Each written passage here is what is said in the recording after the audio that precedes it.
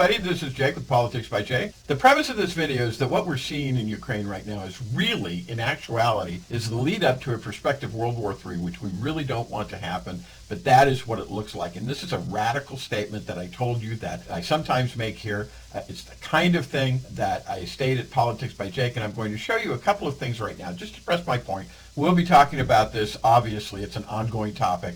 But let's talk first briefly about appeasement. Now, the ancient Romans were against appeasement. Their response to situations was that if there was any trouble somewhere, they would basically send a legion to deal with it, just like that. They did not fool around with it. Machiavelli knew this to be true. He agreed, and he made this observation.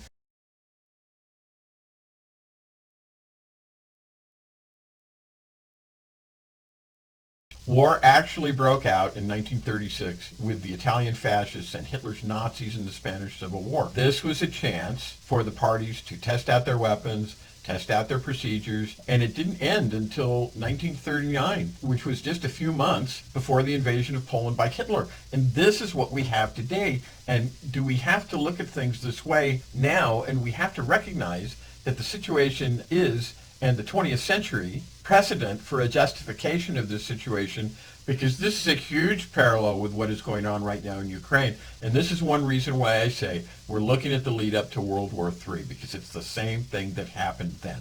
This is going to be an issue. It's going to be an ordeal, a terrible ordeal, and it can be defeated, but the solutions are there. But we have to pay attention.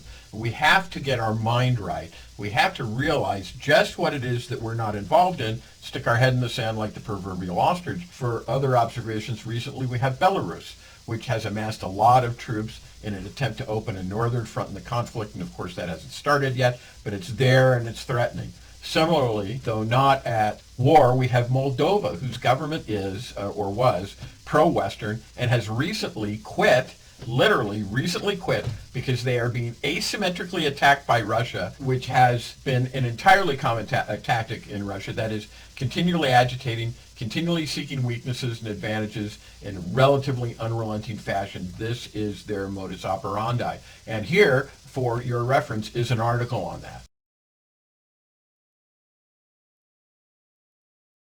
Now, Russia is an example of a closed society, of course. Nothing that Putin doesn't approve of gets out into the media. At the best of times, it's certainly not now.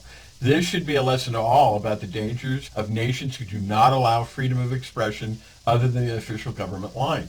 You have many in the populace, of course, who are cowed, naturally so, because they see all the arrests that are being made, people being disappeared for speaking out while the government styles the conflict, which it started in terms of World War II ideas that the Ukrainians somehow are Nazis and that Russia is simply redefending itself from Nazis in the same way as was done in World War II. China is much the same way. We have to look at the alliance between Russia and China as solid. It's really there no matter what everybody says or what people may say. And the United States, for the first time in 30 years, is moving back into the Philippines, reestablishing its military presence there, because mainland China has aggressively and in violation of international law and treaty co-opted almost the entire South China Sea, which MacArthur styled formally as a peaceful lake. And here, to update you a little bit, is an article on that. Take a look at the link below.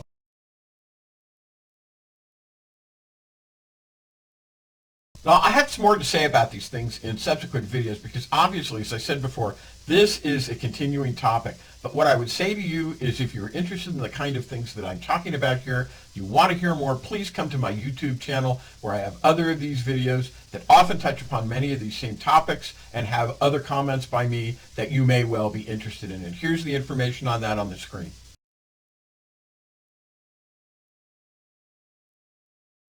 Well, all right, that's all for now. This is Jake for Politics by Jake, and I will see you in the next video.